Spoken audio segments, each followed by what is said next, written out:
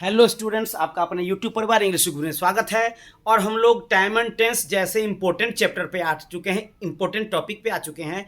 और मैंने इसके पहले के वीडियो में प्रेजेंट टेंस और पास्ट टेंस का टाइम एंड टेंस कैसे बनाएंगे, उसको कैसे हम सॉल्व करेंगे, ये मैंने आपको बताया। कैसे प्रश्न एग्जामिनेशन में पूछे जाते हैं वो मैंने बताया। और आज आपको मैं बताने वाला हूं कि फ्यूचर टेंस को हम लोग कैसे सॉल्व करेंगे। एग्जामिनेशन में किस प्रकार के फ्यूचर टेंस के किस प्रकार के क्वेश्चन आएंगे, future indifferent, future imperfect, future perfect, future perfect continuous का क्वेश्चन किस टाइप से आएगा और हम कैसे बनाएंगे उनको। तो चलिए, आपकी सारी समस्या आज दूर होने वाली है। फ्यूचर टेंस से, टाइम एंड टेंस के, फ्यूचर टेंस के आपकी सारी समस्या अभी दूर हो जाएगी। अगर आप मेरे वीडियो पे नए हैं और इसके पहले के वीडियो को देखना चाहते हैं, प्रेजेंट और पास्ट के वीडियो को भी देखना चाहते हैं, तो इसके डिस्क्रिप्शन में उसका लिंक डाल दे रहा हूं, वहां से आप उसको देख लेंगे। तो चलिए आते हैं क्वेश्चन पे। देखिए कैसे हम पकड़ेंगे कि फ्यूचर इंडिफरेंट है, फ्यूचर इम्परफेक्ट, फ्यूचर परफेक्ट है, फ्यूचर परफेक्ट कंटिन्यूअस है। तो उसका मैं आपके सामने समस्या हल कर दे रहा हूं। देखिए क्वेश्चन, ही ब्रैकेट में go to Patna tomorrow. Tomorrow means आने वाला कल, मतलब वह कल पटना जाता है, वह कल पटना जाता था या वह कल पटना जाएगा। तो जाएगा तो क्या बनाएंगे, he will go to Patna tomorrow. हम किससे पकड़े, फ्यूचर का है, टुमारो से, ठीक है ना। यानी एक तरह से यह मेरे लिए क्या हो गया, टाइम हो गया एक तरह से। इसको देख करके हमने पकड़ा कि यह जो है फ्यूचर एंड फ्यूचर जाएगा, यानी he will go to Patna tomorrow. Next question पे आते हैं। My friend come here next year, next day. Next day means अगले दिन। तो अगले दिन खेलता है कि खेलता था या खेलेगा। तो खेलेगा, चूंकि नेक्स्ट डे की बात हो रही है, अगले दिन की बात हो रही है, फ्यूचर की बात हो रही है।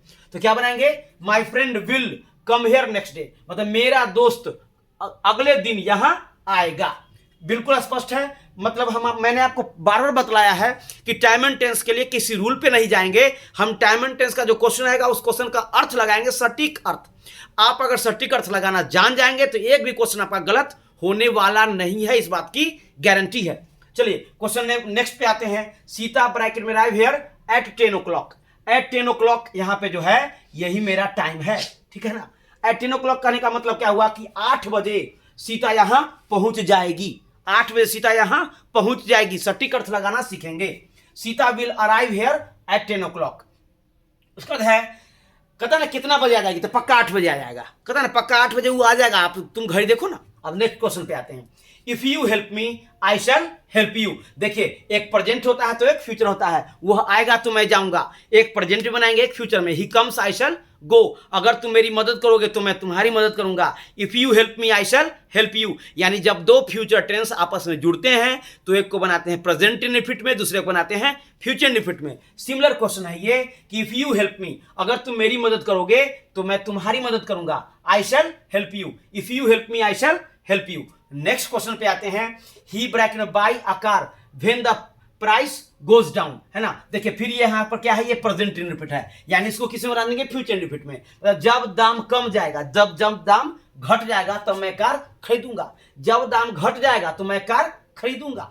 अब देखिए आगे।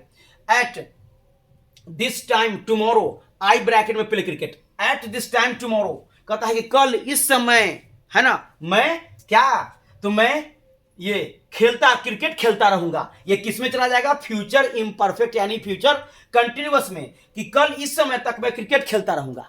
कल इस समय तक मैं क्रिकेट खेल रहा हूंगा या खेलता रहूंगा। तो क्या बना देंगे, at this time tomorrow I shall be playing cricket. At this time tomorrow I shall be playing cricket.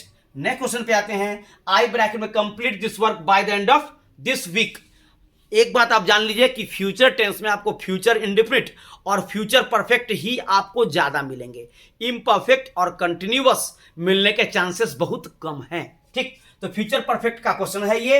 I complete this work by the end of this week. देखिए by the end of this week है, यही मेरा time है यहां पे। मतलब कि इस सप्ताह के अंत तक मैं इस काम को समाप्त कर चुकूंगा, है ना। इस सप्ताह के अंत तक मैं इस काम को समाप्त कर चुकूंगा। तो क्या हो जाएगा, I shall have completed. I shall have completed this work by the end of this week.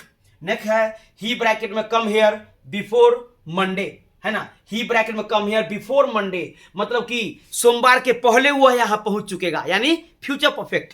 He will have come here before Monday. He will have come here before Monday. Question number 9 पे आते हैं।